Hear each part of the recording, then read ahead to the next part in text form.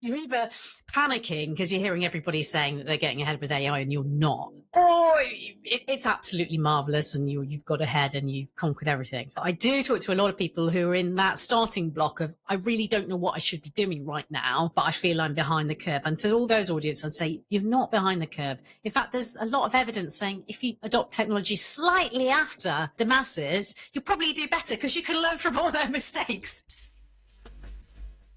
It's another edition of Perspectives with me, Reggie James.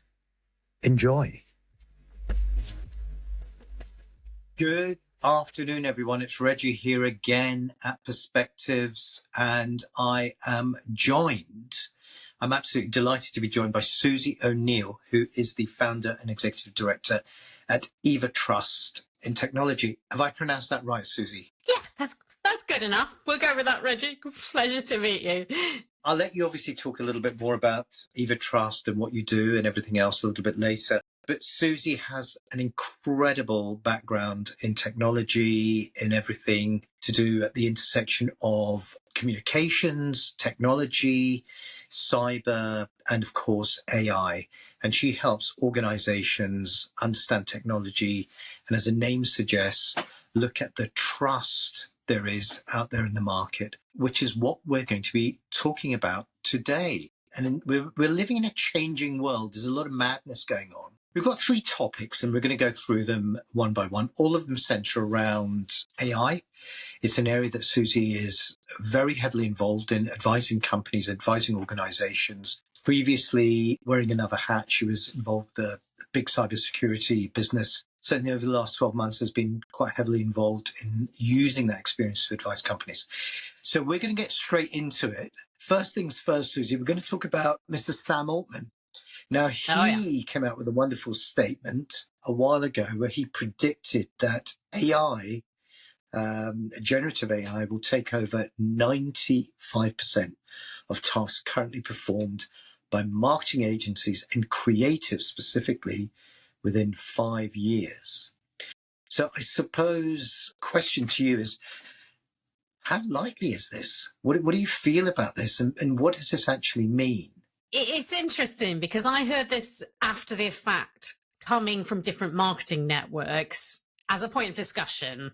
But first of all, have you ever known any technology to enter your life and make your life 95% better within even 30 years, within 5 years? What we've got to remember is that the AI companies themselves, and particularly Altman as one of the main protagonists here, they need to raise a serious amount of money to build these AI models. They're incredibly data rich, power rich, energy rich.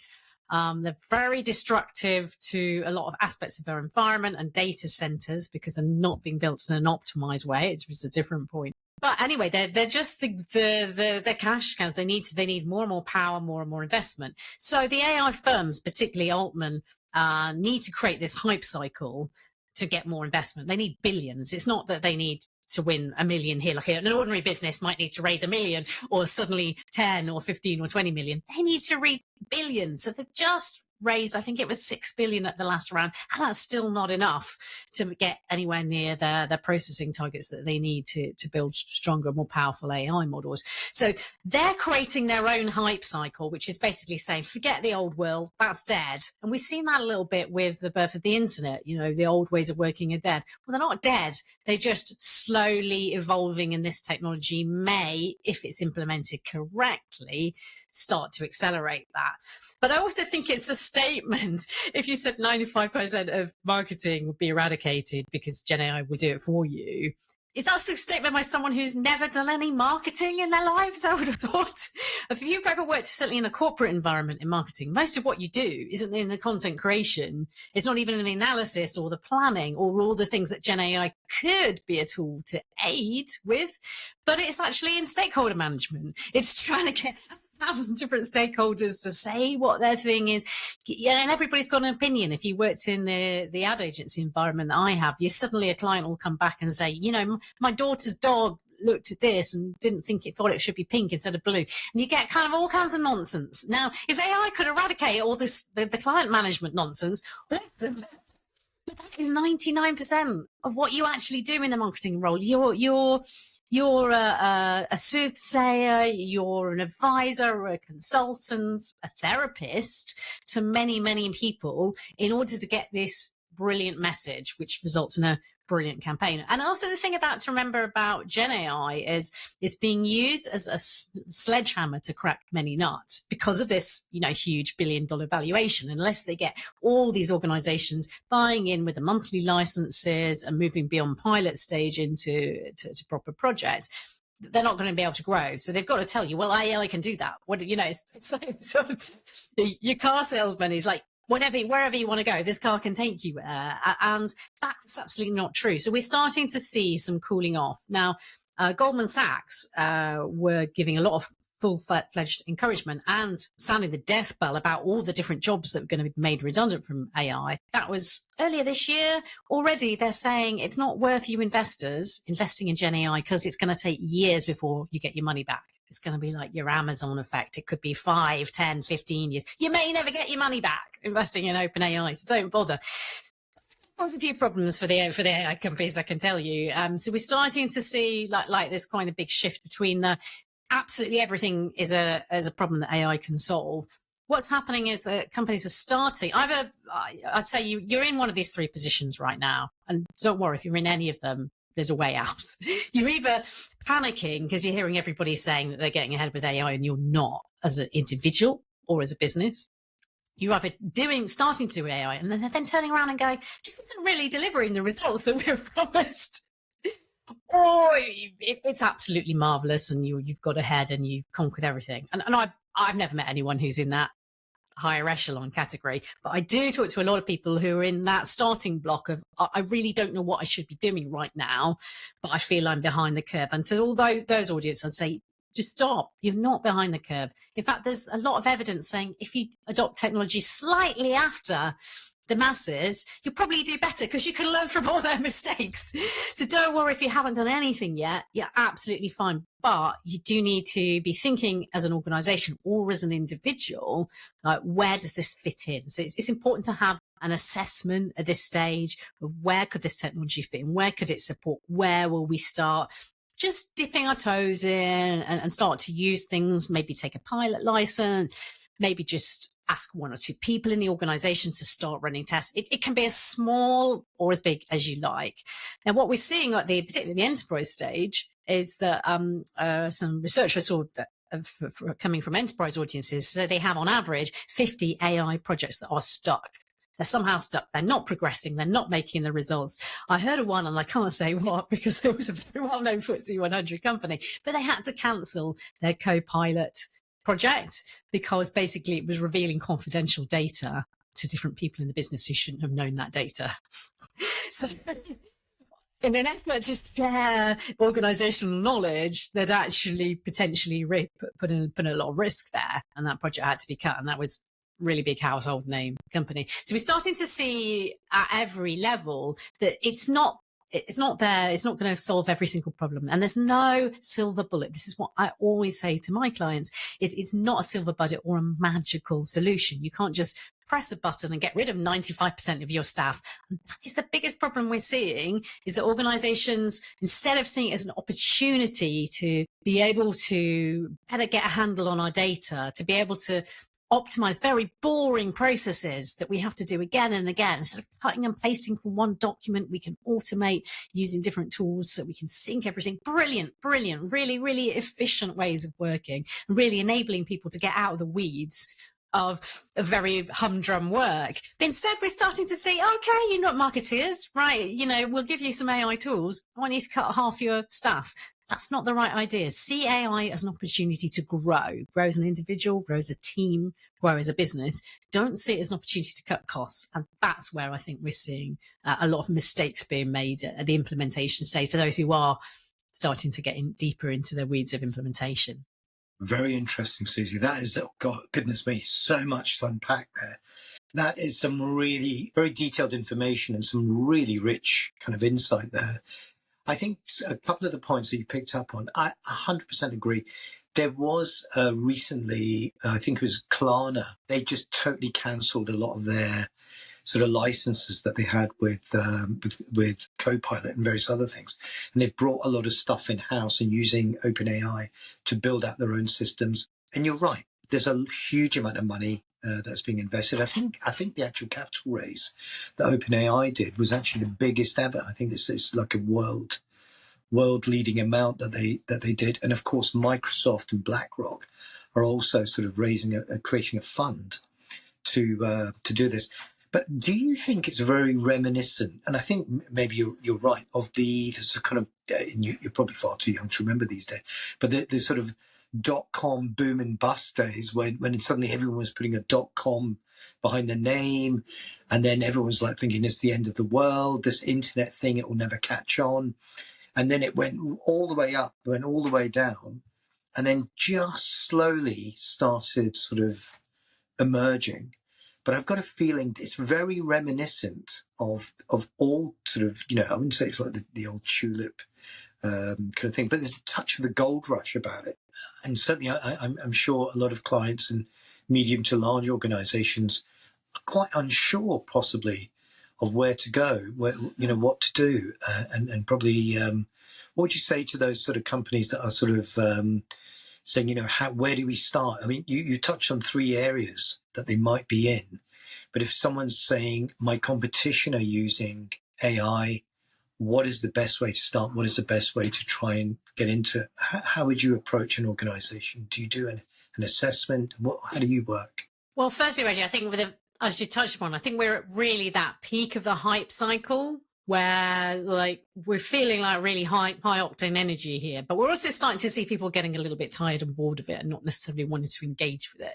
So we've got to be mindful of those two extremes, that this is now, AI is a general purpose technology. It's a bit like now saying, well, let's internet it. At one point it was like, well, let's put a .com on it. I do actually remember I started my career just at that point when websites were starting to be built, and my first job title was something like web girl. Very patronizing. I was just the girl that built websites for a record label, literally, and people would come up to me and say, "Can you fix my computer?" So I don't know how computers work.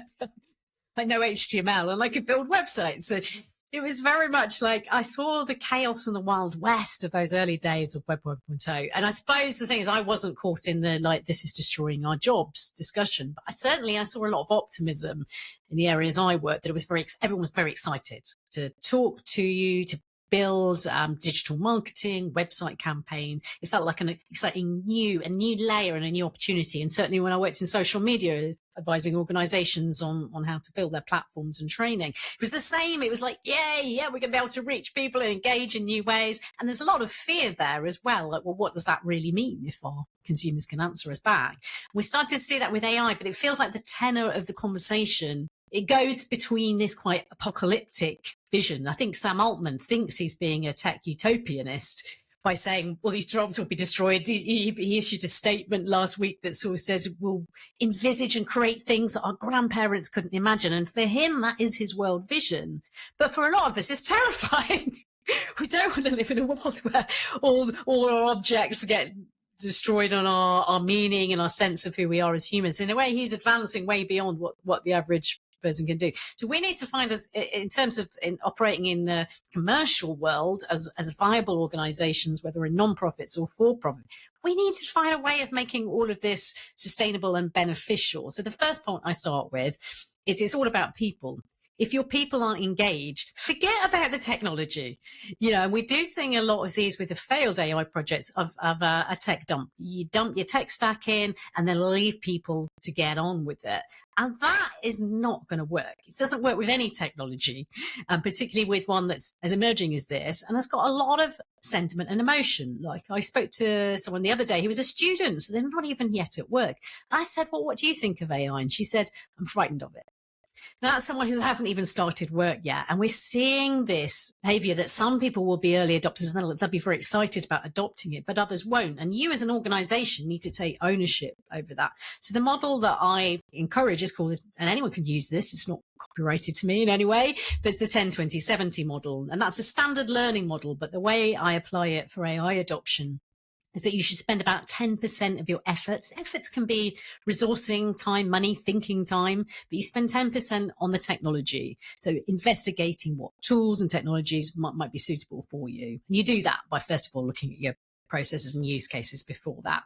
But then 20% of the time you'll spend thinking about the data quality, as they say, garbage in, garbage out. So making sure the data sources you're using are right and the processes are set up correctly.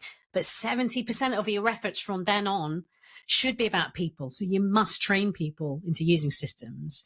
And actually, if you don't soon, and you're operating in any way in the European Union, or the outputs of the content you produce are used in the European Union, by February 2025, we have aspects of the EU AI Act come into play, and one of which is AI literacy. Now, AI literacy, it's interesting because this is my area, and I'm investigating all the time what the advice is. And actually, it's 4 lines in this massive 300-page document that basically say you're responsible for making sure that people understand the risks of and the harms that might be in the outputs. That's all it says. Now, in time, I'm sure we'll get there's groups and committees happening right now. I'm sure there will be governance coming from the EU to say, what does this look like in practice? But in the meantime, think about that. February 2025. Whenever you're listening to this, maybe it's already that time. Maybe it's in a couple of months' time. You need to have a plan for your organization. So if you're using any of these tools, you need to think about how are we building literacy in. And the thing that I'm very interested in at the moment is I've been doing some research around the adoption of AI by different groups and different people. And what I've discovered is that women are less likely to use AI in general. They're more likely to have, like the student I mentioned, have this fear factor, or there's many theories about this, but nothing proven, that women are just too busy to just get on and just do something that hasn't got a very tangible impact on their work that day. That's not to say women don't want to learn. They just don't have capacity because they're being asked to do 1,001 side of desk activities to take on additional mentoring or leadership responsibilities, particularly in bigger sort of mid-size and corporate environments. So that's not fair to me that women are less likely to use AI tools. A Boston Consulting Group study actually showed there was an inverse model. So women in tech roles, senior tech roles, they're more likely to use AI than men in senior tech roles. But women in non-tech roles, in individual contributor roles, are 21% less likely. That's a very big gap. So we started to see it's a sort of bell curve that these very highly engaged women in tech will use, and then women who aren't in tech won't use. Ultimately, that's all wrong, because we need to balance it out so everybody from all different underrepresented groups have the opportunity to use their own tools. But dumping a tool and telling people to play around with it is not the way to do it.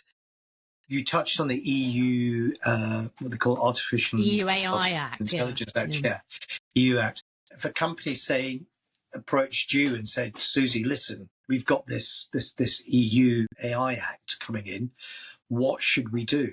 And also, does it affect the UK as we're outside of it? Does it affect American companies? You know, we deal with a lot of US software businesses. Will it have an impact? You know, is it similar to any other sort of EU act? Firstly, will it stifle innovation? And secondly, what is the impact? What should companies be doing? How should they approach it? It's the million-dollar question right now, Reggie, is how is this going to play out globally?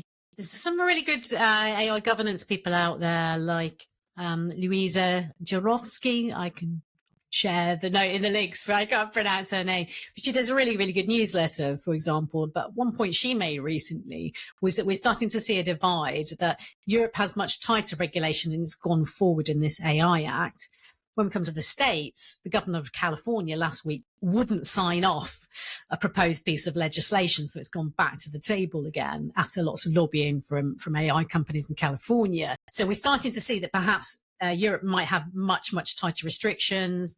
US and other territories may not. But ultimately, if you're a global firm and you've got any customers, it's not about, having an registered office. It's not about customers or prospects. It's about anyone consuming the output, and that could be the output of your marketing that uses AI, for example, or any process or decision that uses AI as its basis. You still have to comply. So ultimately, I think we'll see over time the tightening happening. And of course, many companies will say it stifles innovation, but haven't they always said that in all time about any kind of regulation. You know, they say the same thing about the various regulation we've got in the UK around the Privacy Act and child safety online. They'll say it stifles innovation.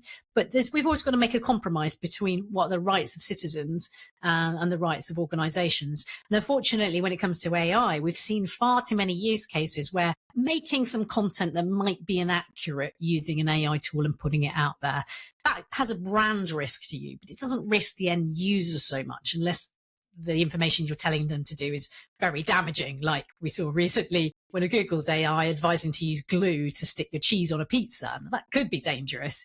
But ultimately, most of this fits in the category of harm less, but misinformation, which is harmful to a brand potentially. But we are starting to see AI systems that there's a huge amount of bias in those systems. There's definitely, we've seen examples in the past where you're more likely for different racial groups to not get out of prison because the AI says that statistically you're more likely to reoffend. We see a lot of examples with AI in the benefit system where it will say, if you say, for example, in the UK, it's been proven if you're a single mother, you're more likely to have a mark on your claim and have it investigated as fraudulent when it isn't, than if you are any other demographic that's applying for benefits. So we're starting to see a lot of inbuilt bias, and there's a complexity to do with that. No one intends to make a biased or prejudiced AI system, but it happens because it's based on legacy data, which is biased and prejudiced. And it's based on perceptions from our past, sometimes going back 30, 40 years of worth of data, or even longer in certain sources. And that's got bias and prejudice. So, for example, I tried to get a generative AI tool to show me a picture of a female surgeon. And as example, I was trying to show where the gender AI bias was. It just wouldn't make it. It refused to show me an image of a woman operating in surgery. It showed me a nurse operating wearing a nurse's outfit. And when I query it, say, no, that's a nurse's outfit. That's not a female surgeon. It showed me some male nurses doing the surgery, and all kind of my versions. And many people have done very similar tests out there. So the historic biases we have go into the AI systems. So long story short, it's all very well saying like it will stifle innovation, but we've got to think about what is the personal privacy here. And also just think about how people feel about AI. So my area is making people at work feel more confident. And by doing that, by having training programs and support, bringing in experts that can help with the training, giving people time, giving people the confidence to say it's okay to not understand. It's okay to be confused. It's okay to be scared. Many of us are. Let's go and let's take it forward together. That's the best thing you as an organisation can do is give people that enabling space and time and freedom to try things out. So maybe the EU Act is actually maybe it's needed. Maybe we do need it, because otherwise, without any of these balance and controls, there just could be anything goes. It would literally be like the Wild West. Well, it is already. Yeah, it is right now. It is the Wild West because the regulation doesn't come in. And you're asking actually, Reggie, about the UK. Again, it depends.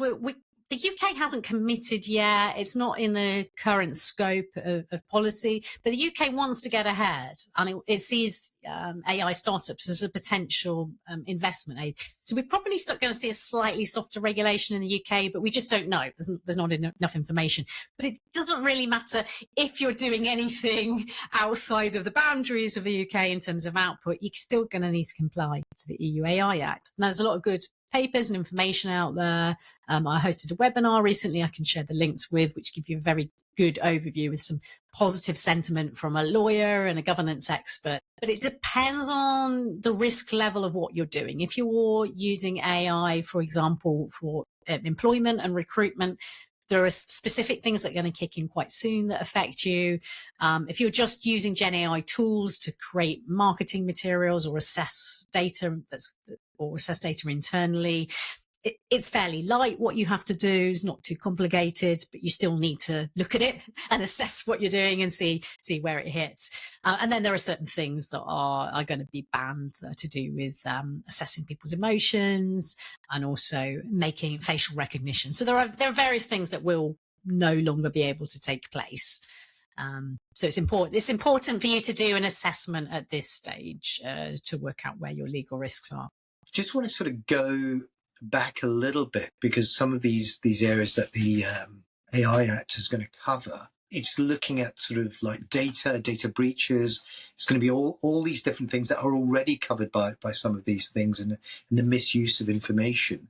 I saw yesterday that our friend Sam Altman, God love him, he's launched this orb that tracks your eye. Have you seen that, Sue?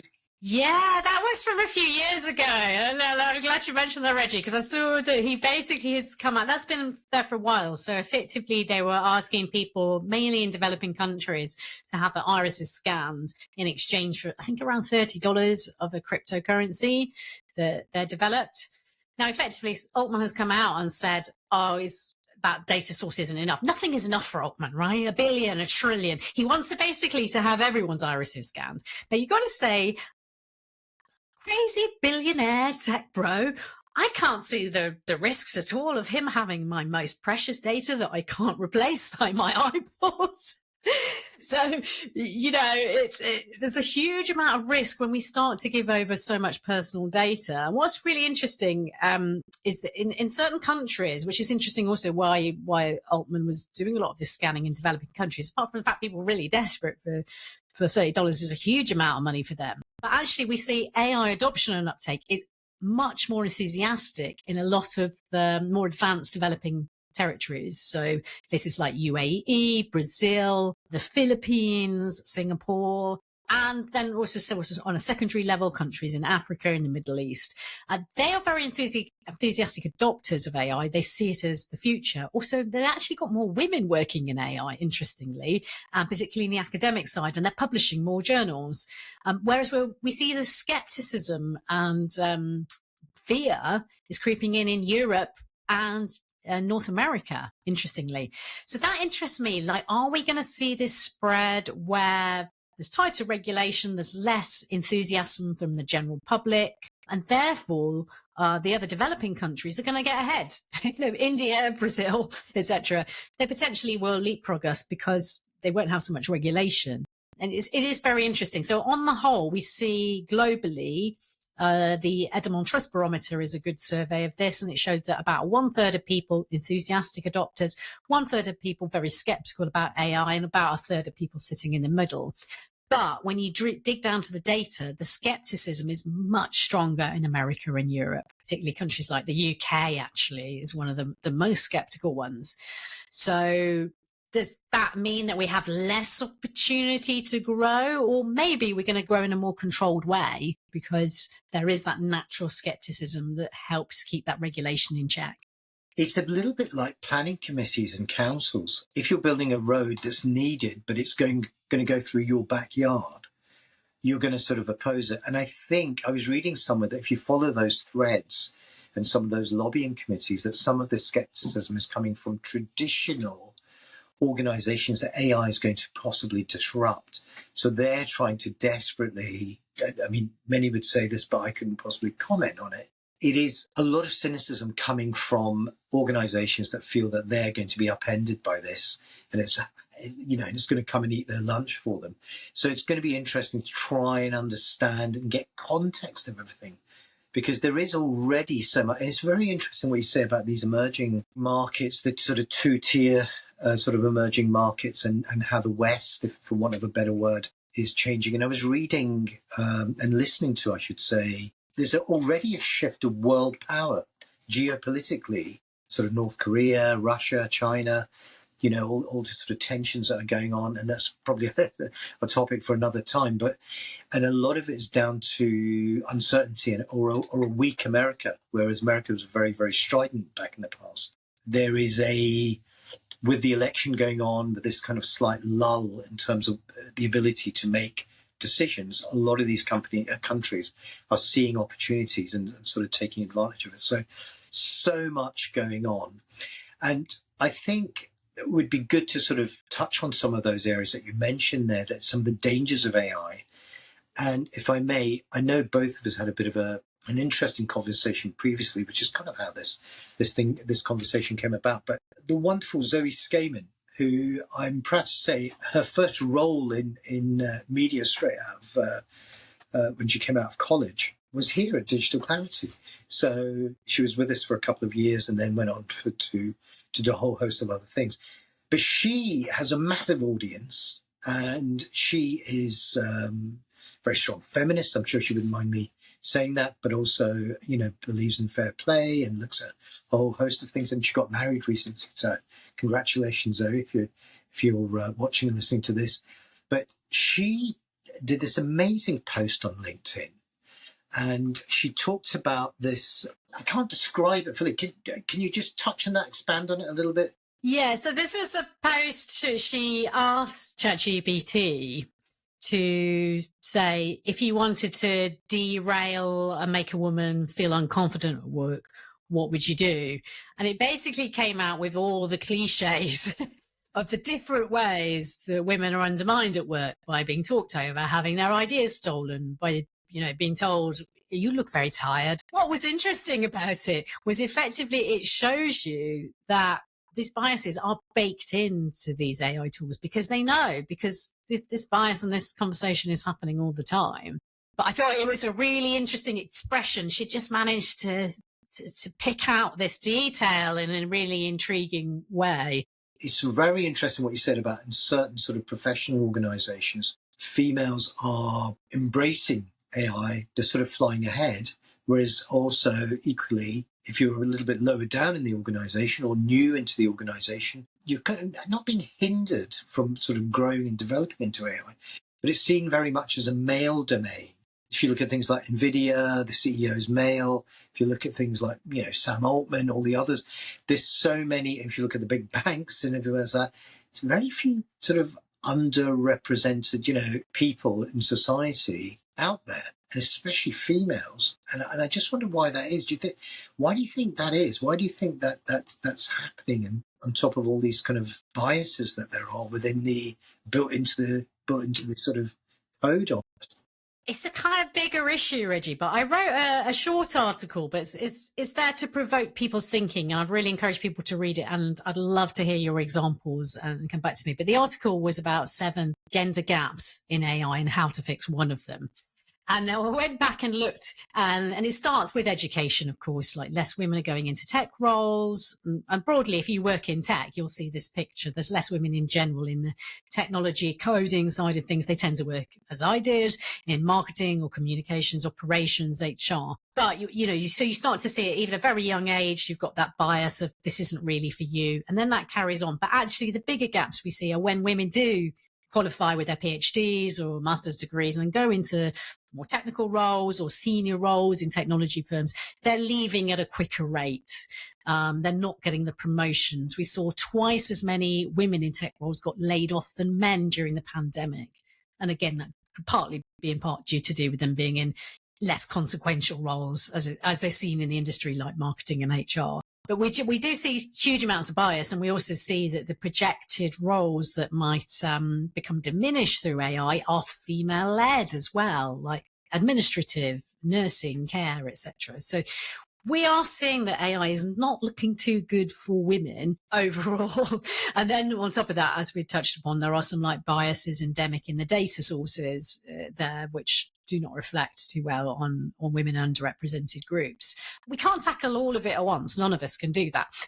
There are schemes, and bigger companies have an obligation to help with the education piece and the recruitment piece as best they can.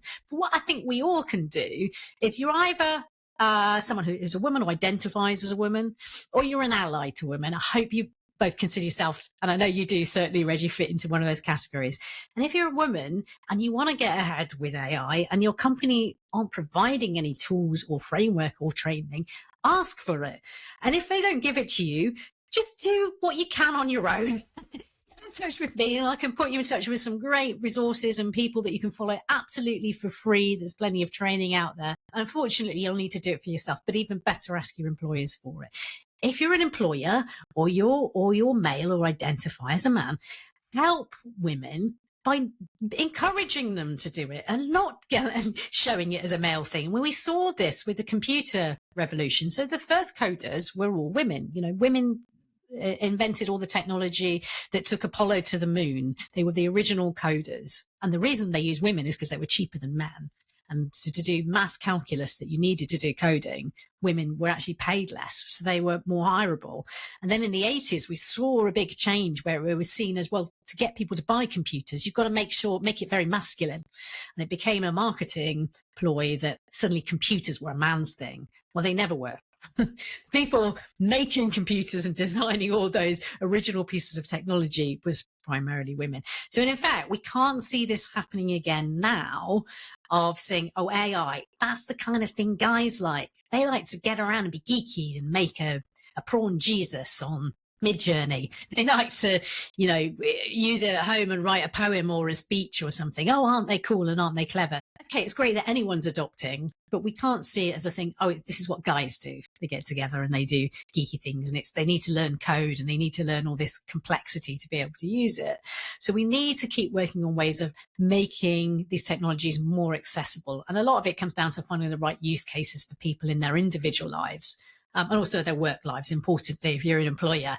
So AI is not going to solve all the problems, but you need to do very deep audits, really, and look at what the most repetitive tasks are that people are doing. And that's your first ground. Like, if you're cut and pasting anything or doing the same thing again and again, you must ask, could AI help accelerate this? Sometimes it can't, and sometimes it can, but that's your first task. And then we can start moving up the hierarchy into the creative realms of copywriting and design. It's much harder to get AI to do a good job for you. But again, there are use cases, and I use it myself as a content creator for ideas generation. I also use it for generating ideas I don't want to follow through, because AI is predictable. So generative AI words that you generate from a ChatGPT tell you things that have already been produced before. So they're predictable. If you use them for marketing, you're creating the most predictable patterns and adverts. And predictability is not the way to do marketing. Another reason, Sam Altman knows nothing about marketing. So if you use these tools, just remember, they don't think for themselves. They just replicate what's already been put in their systems and what's already been there before. So if you want to stand out, you can use AI and then do the opposite, because AI will give you the most repetitive and most likely outcome.